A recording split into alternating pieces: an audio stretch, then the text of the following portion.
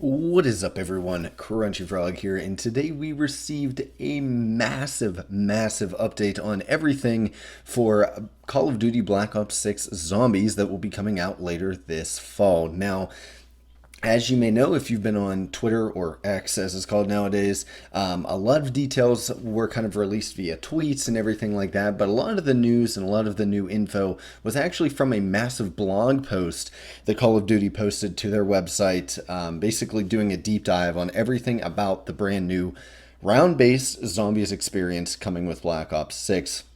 It talks a lot about a lot of the core fundamentals of the game mode, and then kind of dives into the first of two round-based maps coming at launch. So today we'll basically go down through that blog post and cover all of the main details. I will go pretty in depth. I'll try to cover everything, but obviously I'm not going to read everything word for word. That would take, well over an hour, 2 hours to sit here and commentate on everything. So if you would like to read everything word for word, with all of their flavor text and story building, I'll leave the link to the actual blog post in the description so you can head on over and check that out and read that on your own time, especially if I talk too fast or talk too slow for you, stuff like that. So with that all out of the way, if you guys enjoy content like this, make sure to leave a like, as I'll be covering all the latest news for Call of Duty Black Ops 6, X-Defiant, and several other games as it comes out here on the channel. And if you would like to see more content, as always, make sure you're subscribed so that I show up in your feed. And if you would like to support the channel monetarily and get access to videos earlier before anyone else, make sure to hit that join button to become a channel member today. So now that we got that all out of the way, we can kind of dive right in. And basically what I've done is I've just pulled up the blog post and highlighted all the major points here, and I'll just go down through and read through. Now in the background, I'll mostly, this will be editor AJ later on that I'll be going through and figuring out what to put behind, but most likely I'll be looping the 2-minute trailer that they released. With, kind of cool look at everything coming with the map and the mode. There's also a 17-minute kind of like just straight up gameplay video that Call of Duty released, of like a gameplay through the map. And if I can get my hands on that, I might put that in the video as well, so you guys can watch that and kind of see some gameplay as well. And if you don't want to actually see gameplay or see the trailer or anything like that, you can always scroll down to the comments section and just listen to my beautiful voice read off all this information. So obviously there's going to be some very light spoilers, nothing story related, but if you want to go into this with a fresh face, not knowing what to expect, not kind of knowing, what's going on, you might want to click off the video now, because we'll be describing a lot of the systems and everything like that. So the first thing that they do is basically just brief you on the location. Again, this is for the first of two round-based zombies maps, so the game will be coming with two maps on launch, two round-based maps, and they kind of put out in several tweets, they don't mention it here, but they did go on to say later that this game will be exclusively round-based zombies, so they're not just going to, bait and switch us here and give us what we've been asking for, and then, come Season 1, Season 2, suddenly everything's back to, something horrible like Vanguard Zombies, or, just a DMZ experience like we got last year. It seems like they're fully committing to the round-based zombies thing, and that's great. So they start talking about the location for the first one, which is Terminus Island. It's located in the Philippine Sea, so in the Pacific there. And basically, it's an island. It is not Alcatraz. I thought, based on some of the screenshots, it was going to be Alcatraz. That's not the case. It is actually a different island. It started out as it says it was a coal mining, island before World War II, then transitioned to a U.S. naval base. Then was kind of mothballed until the 60s, where it turned into a top secret outpost, kind of following the theme of Black Ops. And then something happens in 1984, but they redacted it. And then they said 1986, Project Janus, which I'm assuming, I didn't play Cold War Zombies, unfortunately, but I'm assuming that's the group, the faction of zombies during this storyline. They took over the island and built a lab on it. So that's kind of the background for the map. And basically, as you saw in the launch or teaser trailer, kind of the opening cinematic, which I might also put in this video behind my commentary, basically, you're broken out of prison, where you end up at the end of the cutscene in Cold War there. And basically, yeah, it says, your handlers are Peck and Strauss.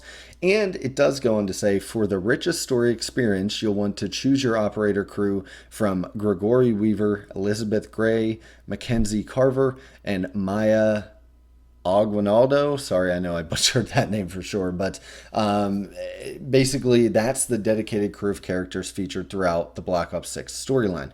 So, as a couple of the leaks and info dumps said several months ago, you can play these zombie maps with any operator, just like you can today. However, they did add in, everyone had been asking for an actual curated character list, right? Because that, a lot of the character and a lot of the storytelling and ambiance and just general immersion of the games before were from that solid cast that actually had, voice lines that made sense.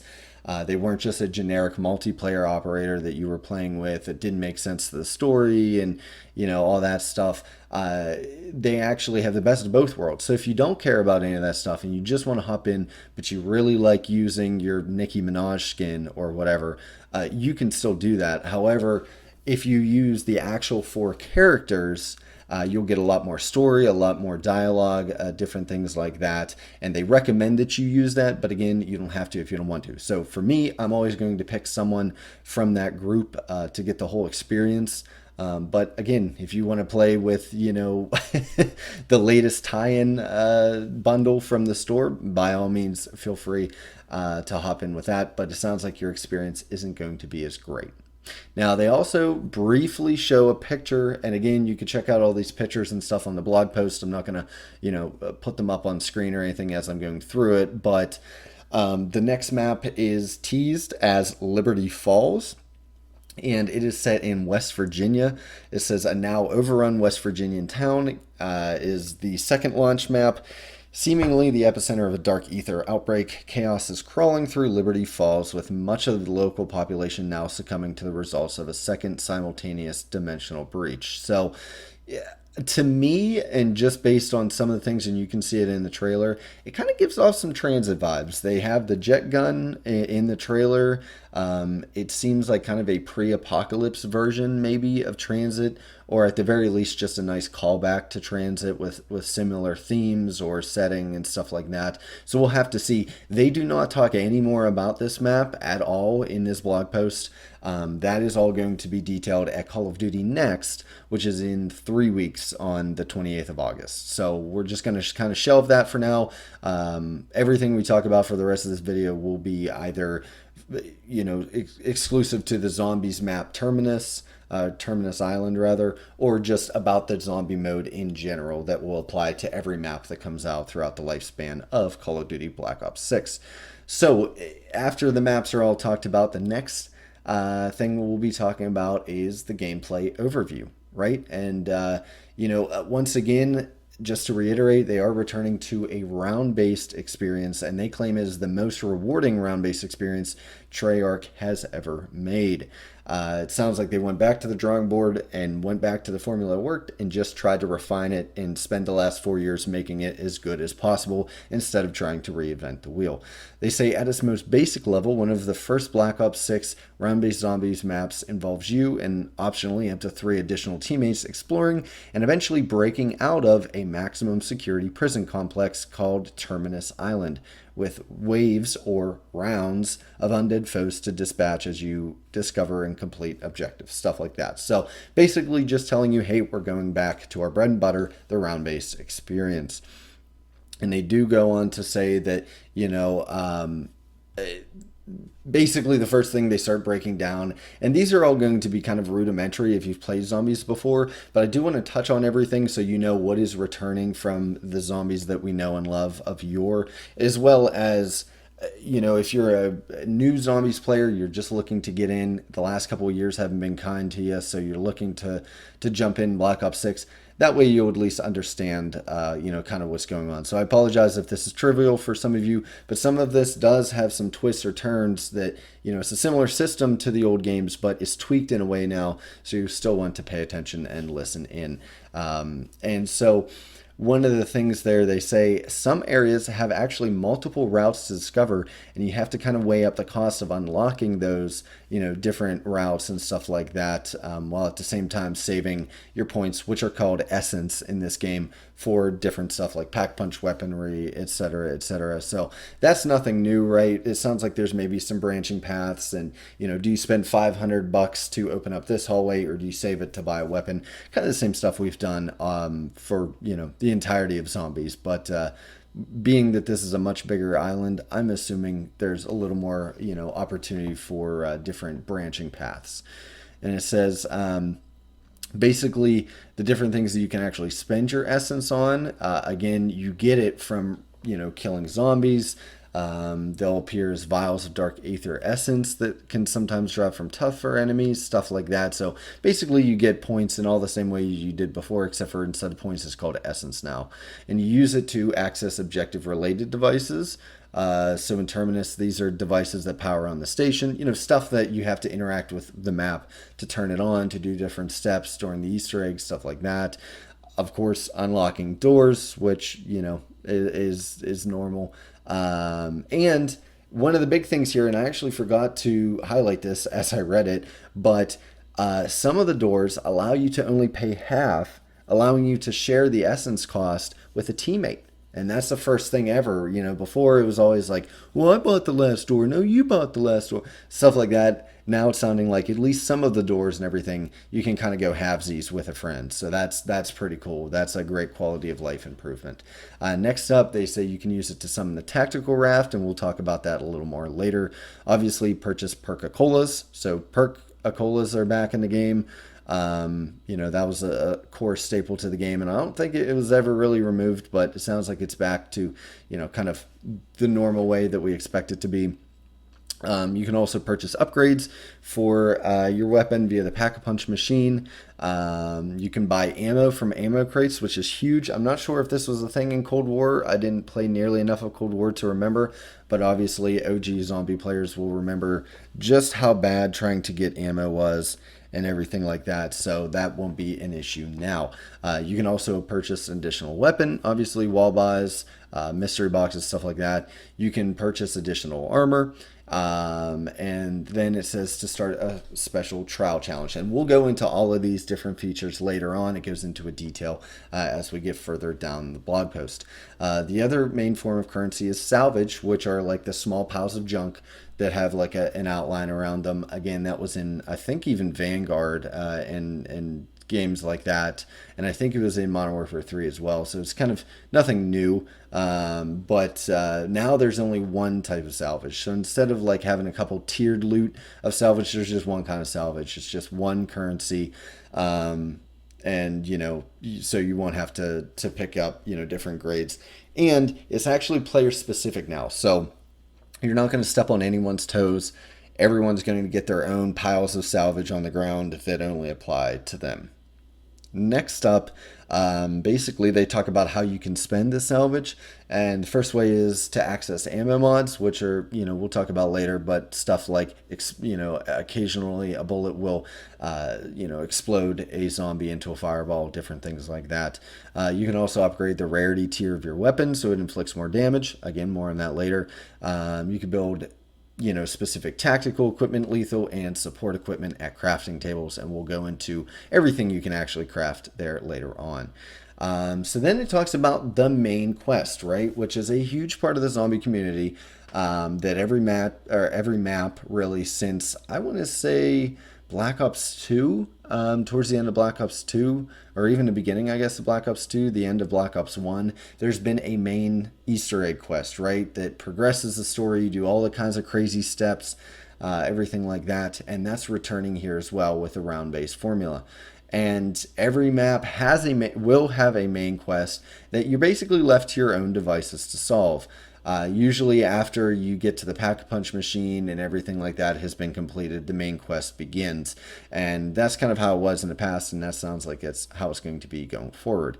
They follow a similar pattern here in Terminus, And you're free to fully explore the prison area, ocean, and smaller islands with tactical rafts at your disposal to explore one of the largest round-based zombie maps ever created. So there they confirm that this is, of course, one of the largest maps to date. And you're free to just explore around or try to work on the quest, whatever works for you. And it says one of the more thrilling aspects of round-based zombies is complete freedom you're given to investigate a variety of odd, out-of-the-way, seemingly innocuous parts of the map. So, it says sometimes there's nothing to find, sometimes there is something. So it sounds like they're really doubling down on environmental storytelling, which was one of the biggest strengths of the original zombies, right? That, at its core, it was just you shooting, soldier models that kind of walked slowly towards you and groaned at you, right? But the worlds were built out, and the lore and story was all just different things that you found around the map. The gameplay wasn't crazy, complex or anything, or there wasn't long drawn out cutscenes always. In the beginning, it was just it plopped you in a super creepy area and kind of lets you explore around and find little Easter eggs and little things around each corner, and a note that said something crazy. And it sounds like they're trying to really incorporate that again, in kind of a bigger way now that they have more resources to create a bigger map. Now, instead of maybe just a note on the ground, you might find a really cool room off of the beaten path, stuff like that. And obviously it talks about finding like an audio log, a document, or a strange artifact that may lead to further discoveries. So that's awesome. And it also says entirely hidden set of objectives is unearthed. So almost like side quests is what it sounds like, which is super cool. And actually, in the very next paragraph here, they actually go on to confirm that players should expect plenty of side quests to discover as you dig deeper to the secrets of Terminus Island. So I think that's really good. Sounds like they're really trying to jam pack as many Easter eggs and cool little quests as possible into these maps. And I'm totally here for it, and I'm sure the zombies YouTubers are as well. They say that Treyarch is focused on making the main quests more challenging than ever, especially more challenging than those in Black Ops Cold War. And they're also adding a new guided mode, which basically will be released later in the season that each map launches in to protect the sanctity of the original Easter egg hunt, in their words. So basically, they've recognized that, and if you guys haven't been here in the past, whenever during the golden age of zombies, as I'll call it, right, whenever a new map came out, there was always a crazy rush by all the zombie YouTubers and all the community members to basically be the first one to figure out the Easter egg, to solve it, to get that ending cutscene, kind of like you see people do with raids in Destiny or World of Warcraft and everything like that. They want to be the first to solve, and there's massive hunts for these. And I remember being part of the Revelations Easter egg hunt, not playing it, but we had it up on Twitch on our living room TV in college for the entire week that it took for people to find that Easter egg. And it was just so fun. And so they're going to keep that going with this game, right? However, later on in the season, once that's all kind of died down, we've already solved it. There's probably a million guides on YouTube. They are adding a guided mode so that everyone can kind of go through. It'll show you what to do, more or less. Basically, it says, in this mode, players will receive focused guidance through the main quest, with rounds capped to certain stages of their quest progression. All side quests and other Easter eggs will be disabled to ensure experiencing the narrative is the singular priority. If you've ever been curious about jumping into the zombies story with both feet, now is your time. So yeah, so basically, whenever a map launches, it's everybody for themselves. Get out there into the map. I'm sure there would be, day-long Twitch streams trying to figure this out with, Mr. Dalek and all those guys.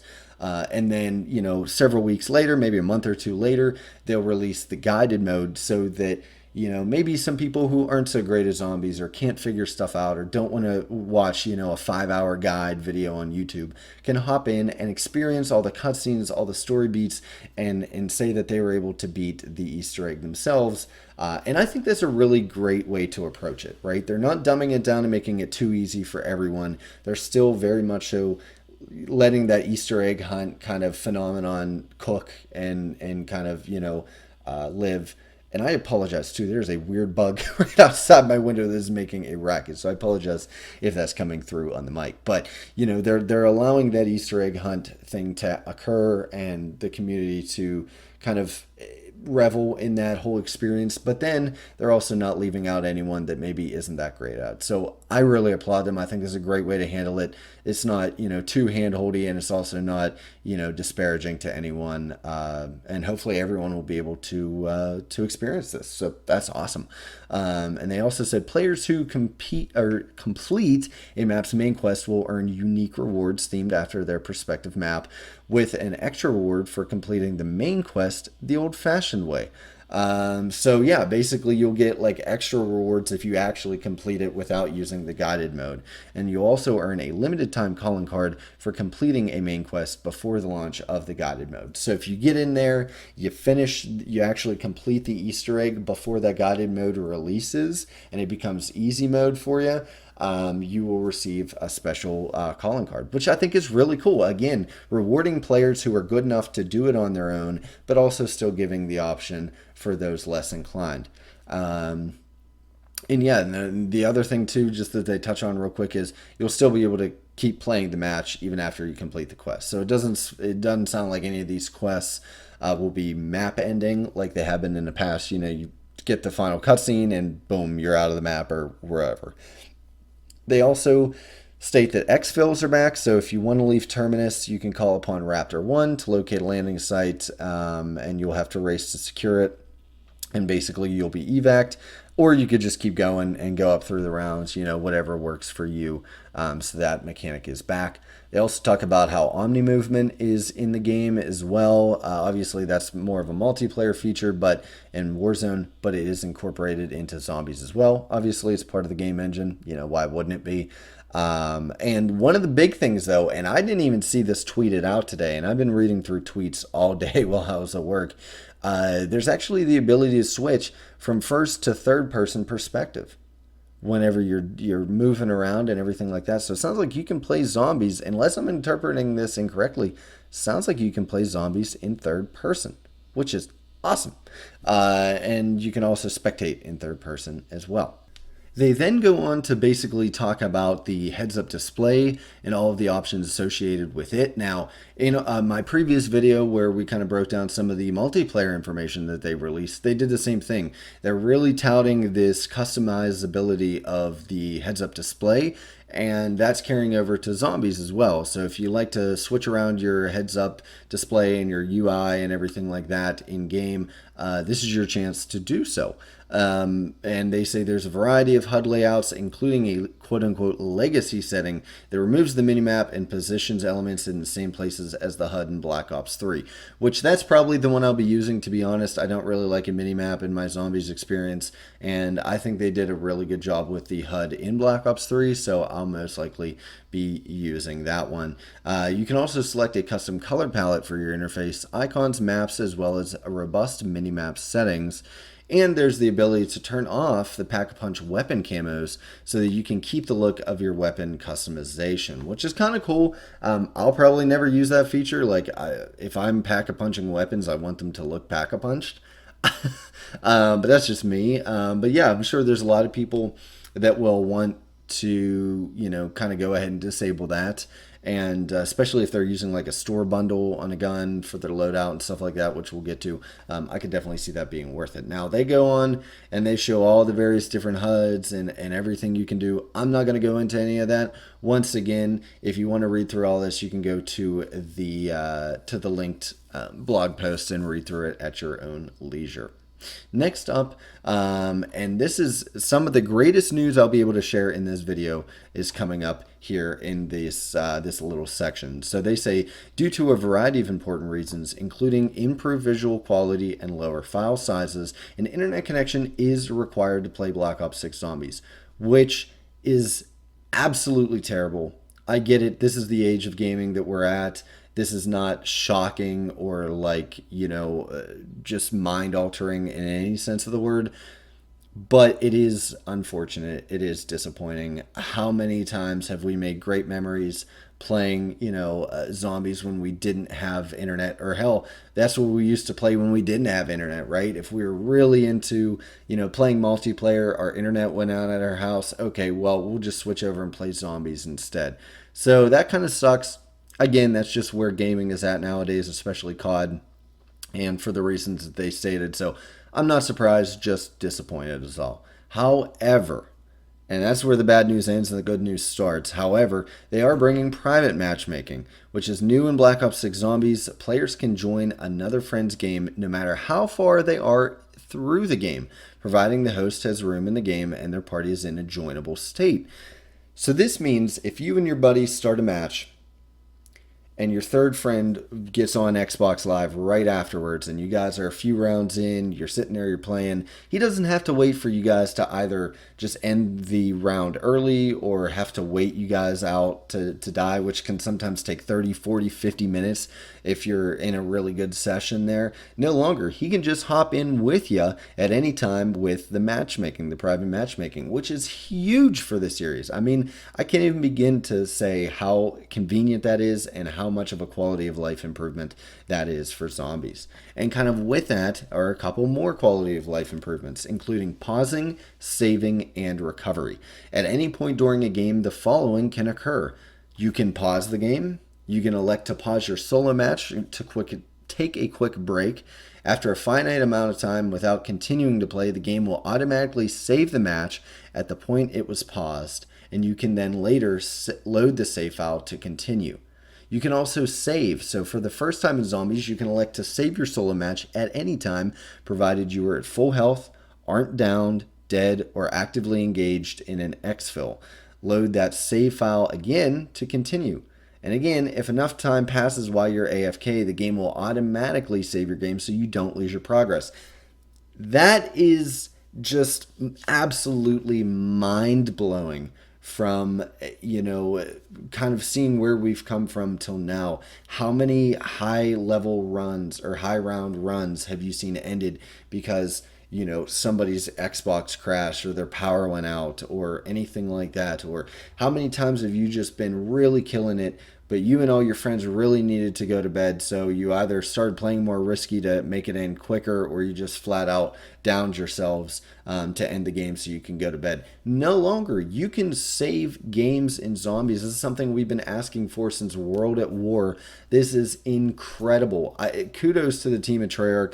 This is one of the greatest things I think personally they've added to Zombies possibly ever. I mean, this is just so convenient and helpful in all aspects of the game.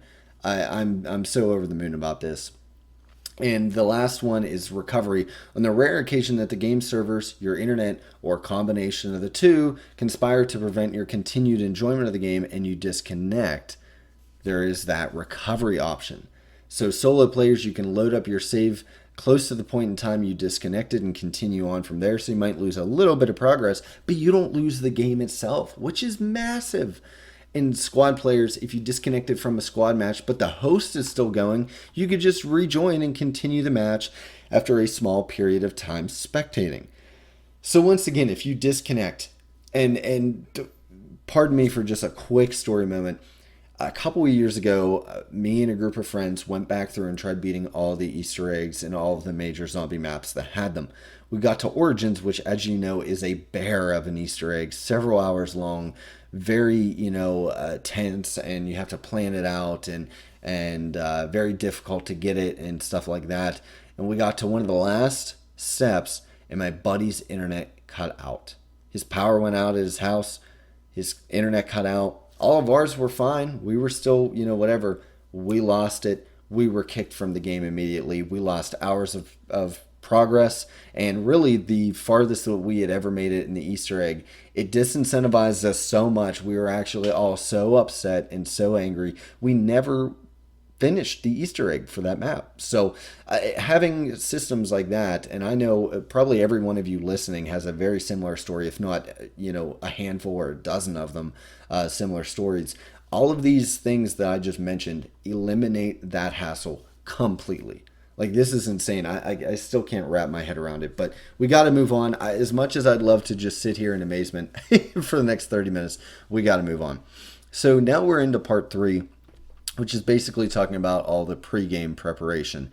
And the first thing they talk about is augments, which basically sound like to kind of liken it back to another sort of game like an RPG. They're kind of like perks or perk trees, and that goes along with each perk-a-cola. MMOD field upgrade has a research path accessed into pregame menus between matches. There's a total of 6 augments per item, 3 minor, 3 major. Minor augment offers a limited advantage, usually during use, and a major augment offers substantial advantage to the behavior of the item, usually during use.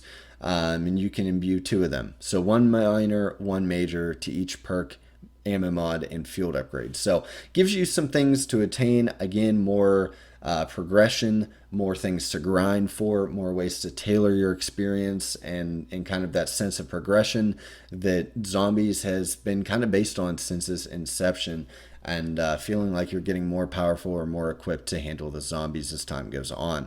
Augments are designed to create a deep progression path, like I just said, and then you can also tailor it to your style of play. Obviously, there is weapons and loadouts. So one of the biggest things here is that each of the loadout elements have zombie-related challenges and badges related to them, and the weapons have camos to grind for. So once again, we're getting a zombie camo grind, just like we had in Modern Warfare 3. This includes 4 highly desirable mastery camos in zombies, with more information on that to come. So yeah, again, 4 mastery camos for zombies. Those will be super fun to grind through, and I actually am really looking forward to doing that, especially since I think zombies is where I'll be spending a lot of my time this year, with some of the gripes I have about the multiplayer. So I'm really, really looking forward to being able to grind these.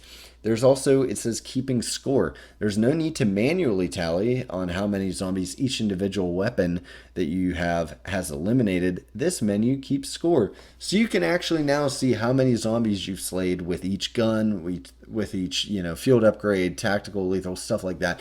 That's awesome. I really love this. Cool. I'm a stats nerd, and I really like going back and seeing my favorite weapon that I always loved. How cool would it have been back in World War to see how many kills you've gotten with a PPSH? Or, with the FAMAS and Black Ops 1, stuff like that. It's a little thing. It's a little stat that they added to the menu, but to me, it really adds a lot of fun. And of course, they go on to say it basically has the same loadout system from Cold War, with a few important differences. So obviously, you will load in each loadout has a primary weapon, a fist, where your secondary weapon will eventually be once you get one, and then a dedicated melee weapon, which will either be a sharp weapon like a knife or sword or something, or a blunt weapon like sledgehammer. It says for whenever the situation gets even messier. And you can use those as an alternative to a melee strike with the butt of your gun. So primary weapon, of course, all the normal ones, melee weapon, and then, whatever melee weapons are in the game. You can also get weapons through, obviously, purchasing a wall buys. That's nothing new. You can drop weapons and swap them between teammates, which is awesome. I love that mechanic. I think that's been in a few other games, recent zombie games as well. You can also improve your weapons with damage increasing rarity powers. You can improve them with ammo mods. You can pack-a-punch them. You can also use the zombie build system, that basically you unlock, pre-crafted like gunsmith versions of your weapons that you've made. And yeah, so essentially you get the camo, the charm, the stickers that you've applied to your zombie build, any specific attachments that you want, all kind of stuff like that we've seen even back as far as Black Ops 3. Next, they go on to talk about field upgrades, which are a powerful device that offers chargeable, impressive elemental ability, followed by a cooldown period. You'll earn more charges simply by eliminating enemies, not with the passage of time. So these are kind of the ultimate abilities or anything like that, from Cold War, if you remember. And it's stuff like the Aether Shroud, Frenzied Guard, Healing Aura, and Energy Mine.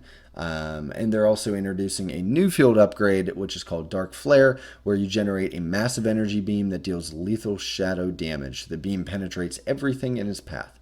And obviously you can upgrade that with augments, all of these with augments. You can swap to a different field upgrade at any time during a match. It just resets your cooldown, which I think is super cool. And it just goes on to talk a little bit more about Dark Flare. We're not going to get into it here. Again, click on the link in the description to read more at your own pace. They also go into the crafting table where you can craft tacticals, such basically use salvage to craft these, like we talked about before.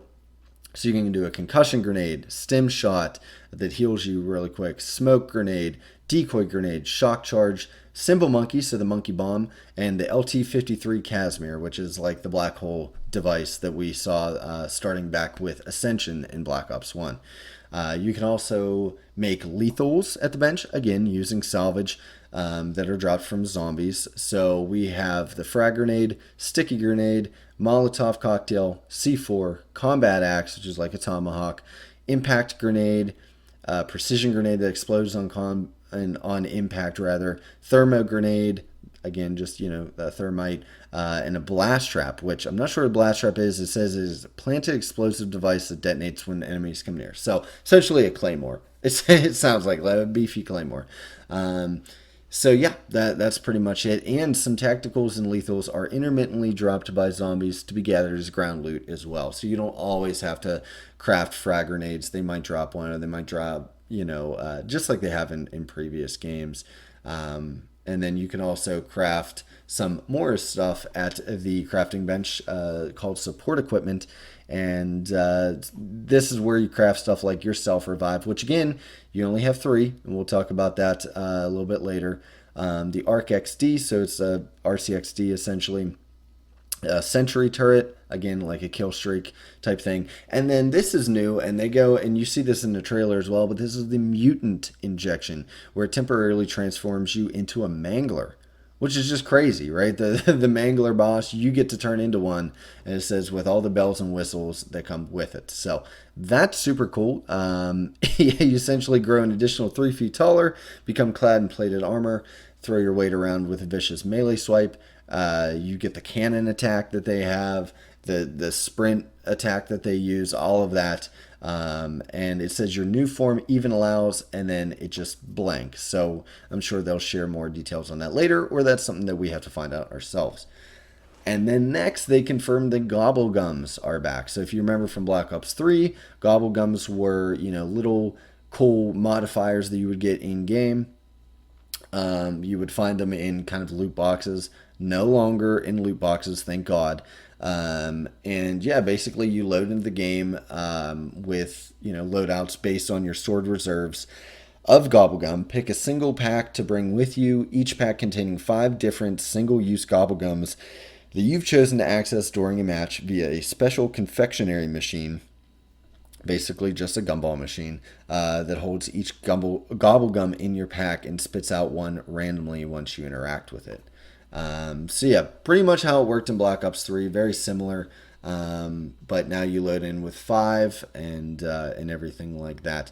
Gobblegums are single-use items and are permanently removed from your inventory once you use them in game. So that's pretty much they're single use. A lot of the Gobblegums before, you could just use them infinite times. The more rare ones were single use. All of these now are single use, but you don't earn them from stupid loot boxes. You actually get them from earning them in game. And obviously they have the rarity, rare Gobblegum, epic Gobblegum, legendary, and ultra. Ultras being stuff like Perkaholic and stuff like that are super OP. And there's also still the whimsical Gobblegums that don't really do anything. They're just kind of fun. They do neat little things like make zombies die in a funny way and stuff like that. And this time around, you actually don't need to spend essence to get a Gobblegum. And it drops you a random one from your pack and then cools down on a timer, or will immediately reset the next round. And then it'll show up in your HUD. And now, instead of just having one that you're kind of stuck with, you can actually store up to 3 unique Gobblegums at once and use one of them, 2 of them, or maybe even all 3 of your stored Gobblegums all at once. So that's a pretty cool improvement as well. Now, obviously, Gobblegums cannot be dropped or shared, but you can swap to a different Gobblegum pack at any time during a match, kind of like you can with field upgrades. You just do it right in the middle of the match. It'll just kind of reset the randomized order and everything like that. So I'm sure people will find a way to exploit that in order to get the Gobblegums they want. but we'll have to see later. And again, they reiterate these are earnable in game simply for playing. Expect to earn one or more random gobblegums every few rounds. You'll know when you've been rewarded whenever a reward sequence triggers at the start of a new round. So yeah, basically just survive more rounds, you'll get more gobblegums. No longer do you have to worry about the pesky loot boxes. Thank God. No more pay to win, no more loot boxes, no more gambling, none of that. Just keep playing the game, get good, survive more rounds, you'll get more gobblegums, and it's a great system. Sounds like it's going to be a great system. Obviously, Perca-Colas are back. These are purchased using Essence. They're also bringing the Wonder Fizz back, which essentially is the mystery box for perks. But this time they say it's usually in a single location, and it's pretty dangerous location. So before it used to roam the map, now it sounds like they put it at a choke point, so you can't just camp the Wonder Fizz all day. We'll just have to see. And then they say, expect to access the following returning perk machines. So we have Juggernog, Quick Revive, Speed Cola, Stamina Up, PhD Floppers back, thank God, and Deadshot Daiquiri, and then Elemental Pop, which, if you remember, every bullet you fire has a small chance to apply a random ammo mod effect, which is super overpowered. But there is a new one called Melee Macchiato, where you replace the weapon gun butt with a deadly punch that sends your enemies flying. So kind of like the punch from Origins, but now it's a perk instead of, like a Easter egg step.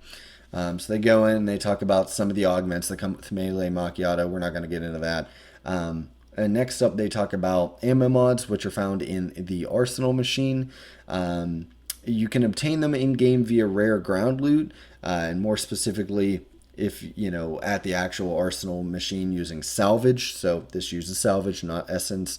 And they grant your weapon, special little abilities. If you've played previous games, even back as far as Black Ops 2, you'll remember these. So stuff like Brain Rot, Cryo Freeze, Dead Wire, Napalm Burst. But there is a new one called Shadow Rift, and you can see it in the trailer, where basically bullets deal shadow damage, and each bullet has a chance to spawn a black hole. Normal special enemies, warping nearby enemies away and dropping them from the air. So that's pretty cool. It's just a new weapon effect there. They also go on to say another cool little thing that they've added, and I don't know if this was in past games, but this is the first that I've ever seen it, is the Rampage Inducer. Excuse me. So essentially, it's like a container of ether crystals, and if you activate it and everyone in your lobby agrees to it, you can actually, it'll kind of send all the zombies into a frenzy. They'll appear and move more quickly for the first 20 rounds, and basically allows you to speed through the early rounds of a match. So if you're really tired of the slog of the first 5 or 10 rounds of a match, in this case it's the first 20, you can activate this crystal to just jump straight to the point. Obviously, assuming you're good enough at zombies to be able to handle that, instead of having to ramp up, like the average player. I think it's cool, and I think it's a good time-saving measure to cut down some of the needless grind of zombies. Then it goes on to talk about some of the stuff that can appear as ground loot. So obviously the first thing you can get is salvage, like we talked about, that allows you to purchase certain things in game. There's armor plates that, you can go through and add to your armor reserves. And they also drop tacticals, lethal support equipment, and ammo mods. And these are all blue tier loot, and that's kind of all self-explanatory. It says there are other ways to secure ground loot, including, and then it's redacted. So I'm not sure what that means. We'll have to keep our eye out for that going forward. There's also ammo caches, like we talked about earlier. So dotted around the map are familiar military caches, and you pay some essence, and it fills your current weapon up with ammo, which is great. You no longer have to wait for max ammo, stuff like that. However, the cost of the ammo does increase as the power of your weapon goes up. So if you have a more powerful weapon, it's actually going to take, you're going to start hunting for those max ammos more and more as the cost to refill your weapon goes up and up and up. Next, they go on to detail that tactical raft that we briefly touched on earlier.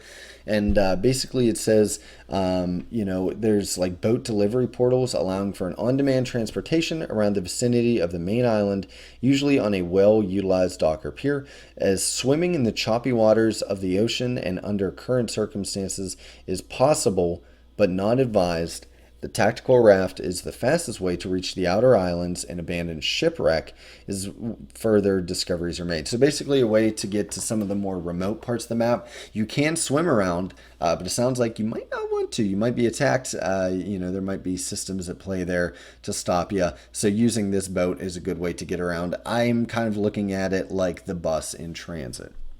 Next up, they talk about trials, which I believe were in Cold War.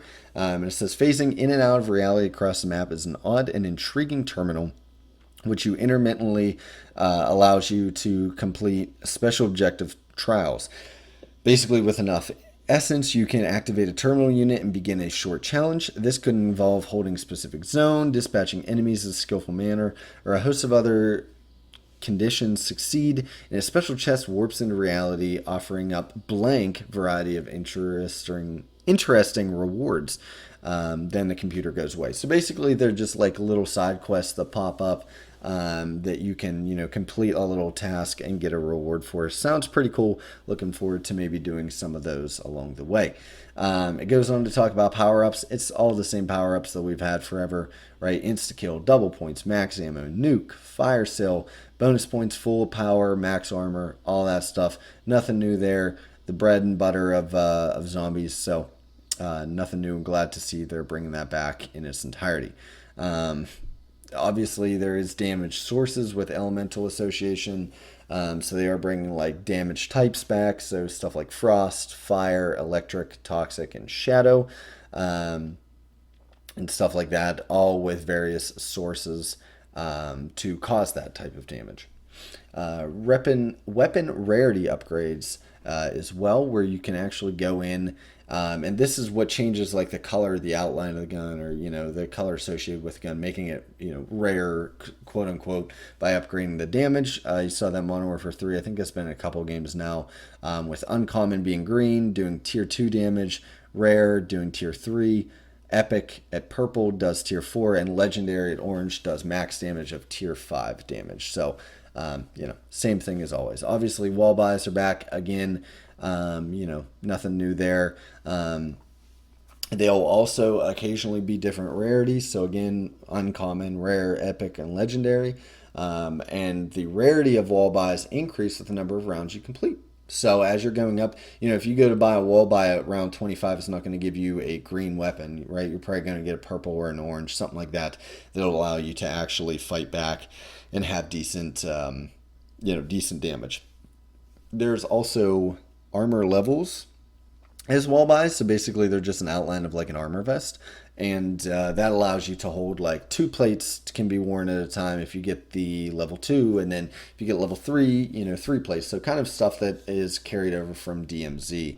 And once you visit an armor wall buy, it ceases to function. So really, it's just like a one-time upgrade to get you to 2 or 3.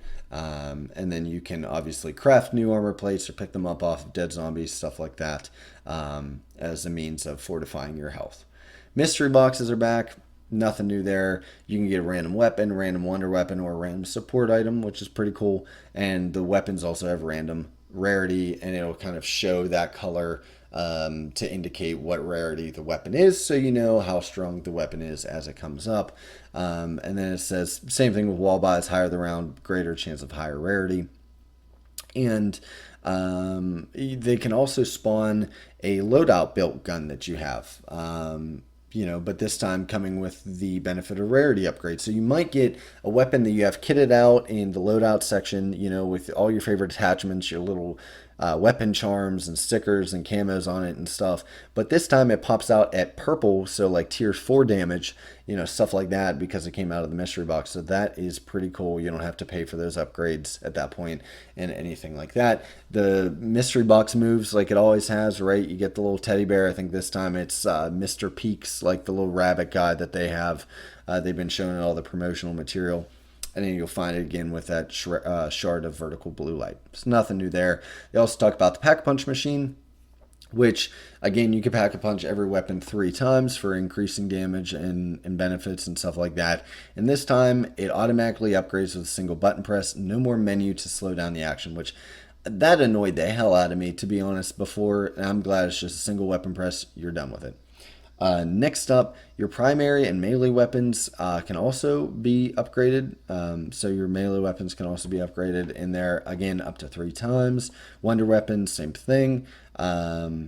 And it says, depending on the gun or melee weapon you're using, occasionally comes with surprising effects, but usually it just increases the potency, chambered ammo, and ammo reserves of the weapon. So yeah, pretty much what we're used to. And once again, each tier of the Pack-a-Punch, as it has in previous years, gets a different camouflage as well as a change in audio when firing the weapon. And again, you could turn those camos off if you want and just keep your baseline camo. Next up, it goes into detail on the wonder weapons, which the first one that they have here is the Beam Smasher, which they say it's comparable in size and shape to a light machine gun, and it has 2 modes of firing, which is like a solid beam of aether energy or focused sound waves that kind of like more crowd control, right? It doesn't kill the targets, but it just kind of incapacitates them, which is super cool. And then it says automatic reloading appears to cause a small blast radius and appears to knock down enemies within the vicinity. And once again, you can Pack-a-Punch it 3 times with increased blank, not to mention blank. So I'm not sure what that means, but it sounds like Pack-a-Punching the wonder weapon is going to be pretty cool and come with some cool perks. So now they just basically go through all the different zombie types in one of the last sections here. Obviously, the basic ones, the zombies, right? Same ones we've always seen.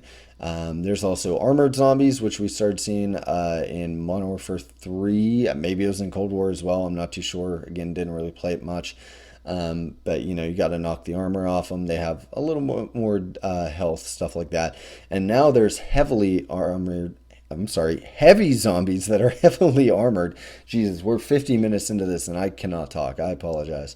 And once again, they're better protected from projectiles and explosive damage, stuff like that. Much harder to take down. However, new to this iteration of zombies are grotesques and tormented horrors. So again, these are quite terrifying, and this kind of leads into the horror element of zombies that they occasionally try to add in. But the first kind is called vermin, and they're large spider-like ravenous scuttlers with a central thorax that seems to take the form of a screaming human head. They become more dangerous in packs and sometimes appear after detaching from a fallen zombie host in a spray of blood. The head and some internal organs rip free and sprout legs. And I think it's in the trailer, or at least one of the trailers that they put out, and it is just disgusting. Like, it is some Dead Space looking stuff. Really horrifying. I hate it. I hate it so much, but they're essentially like spiders. They act like spiders. And they also occasionally shoot like some acid and stuff like that. But they can evolve into the flying form, which are called parasites. And parasites are, quote, horrific flying creatures consisting of a toothy head attached to spindly membrane-like wings. And they obviously kind of keep their distance from you, and they pelt you with acid. So, more of a ranged attacker. And then coming back from previous games, we got the Manglers, which again you can turn yourself into, which is pretty cool. But the Manglers are back. They have the cannon, they have the melee attack, all the stuff that you're used to in the past. And then finally, it sounds like this iteration of boss zombies that roam are called amalgams, which are just these horrific body horror creatures. It has multiple appendages, all of that. It's like 8 foot in height, it says. It's kind of gross. They mainly try to absorb you or other zombies by stretching a cluster of limbs into a tendril to pull the victim into a maw-like chest cavity. So that's fun. We'll have to see how it plays in game, but yeah, it sounds kind of like the boss zombie for the weapon, or for the map rather. Sorry. And then it goes on to basically talk about how higher rounds work, and it's just the same as always, right? They run more. They go from a shamble to a run to a sprint. The number of zombies increases, as does the frequency of like the specialized zombies, everything like that. And they do go on to say that they've limited the number of self-revive purchases to only 3. So it's kind of back to the original days of like buying quick revive. You just buy 3. And then after that, if you die, you're done. There is no self-revive. And then, obviously there is risk versus reward that comes from the augments as well. So you're going to have to kind of plan out and everything like that. There's also a few, goes on to describe some of the environmental storytelling. Each zombie map will come with ambient encounters specific to the environment, so that's pretty cool. Again, some environmental storytelling, some cool things to check out, some Easter eggs, some neat details to witness in every map. And one of the unique traps to the first map is tentacle traps, which it's like these tentacles come out of a vent. You turn it on like you do any normal trap, and they, just eviscerate zombies, but they're like tentacles coming out of an air vent instead of, any of the other traps like the electro trap or something like that. And then there is kind of the bigger trap, which is the void cannon. And it says, after the fortification of the island for World War II in 1942, a 16-inch artillery defense cannon was left to rust in the elements. Recently upgraded and improved by Project Janus forces. Basically, it fires this massive ether beam, the muzzle flash acting as a singularity that slows enemy movement, pulls any zombie enemies that are present within the deck area beneath the cannon up to the beam before they are vaporized. So, again, this is kind of a larger trap and everything like that you can access. It doesn't say how you do it, but I'm assuming it's Easter egg, or you have to do something more than just pulling a switch, since it's a little more deadly. Then there is the tentacle, which is grotesque. Again, it kind of looks like the grave mine from Halo 2. But yeah, it basically is like a worm-like creature that seems possessed by, some sort of intelligence, and it spits out a billowing spray of noxious vapors before quickly retreating beneath the waves. It also tries to capsize the little the little boat that you ride around on. So that's pretty cool, and we'll have to see how that interacts in game. And then finally, they basically just go on to say that they will be releasing a bunch more information on the other map, which, will be that something falls. I forget it now. I'm not scrolling up to the top. That is such a long article. But the other map that's coming at launch, they'll be detailing at Call of Duty Next, which is in 3 weeks, like we talked about. And they also go on to say, if you pre-order Black Ops 6, you will get a Reflect 115 camo pack, which is kind of a blue version of the weaponized 115 from back in Black Ops 2. So super cool kind of nostalgia trip there. You'll be able to use that in Modern Warfare 3 and Warzone Mobile if you pre-order digitally now. So that about wraps it up, guys. I'm super pumped for zombies this year. This is a part of the video where I just want to give you guys my thoughts instead of just reading off of a page. I'm really excited, especially if we end the year with 5 or 6 maps or maybe more. I don't know how many they can crank out. That just gives such a wealth of maps to play with your friends. It seems like they're going back to their roots, but improving upon the roots of the game. Hopefully the maps are cool. Hopefully the Easter egg steps are really fun. I'll be trying to crack the Easter egg. Definitely stay tuned to my Twitch, to my YouTube channel as I try to live stream some of this stuff for you guys. Maybe try to do an Easter egg run. Maybe get some of you guys involved.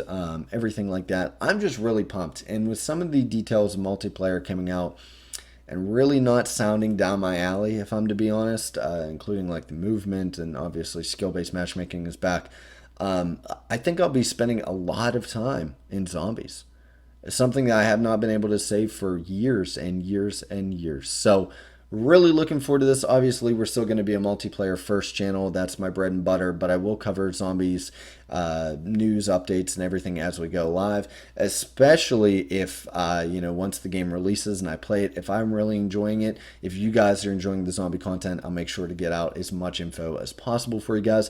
But until then, we just have to sit tight and kind of absorb everything we learned today ahead of Call of Duty Next. In 3 weeks, we'll get a little more info on the second map. But yeah, overall, great press release. A lot of dubs, a lot of W's in here, a lot of wins, including the saving and loading feature and, the disconnect kind of safeguards and being able to join friends in the middle of the match. All that just improves the zombies experience more than I can even, put into words. So now is you guys' chance. If you've made it this long, nearly an hour-long video dissecting everything new coming to zombies, make sure to leave a comment below of what you are most excited about, What are you most looking forward to this year with Call of Duty Zombies and Call of Duty Black Ops 6? And as always, guys, if you enjoyed this content, make sure to leave a like and subscribe as it helps others find the channel. Until next time, guys, you have a good one.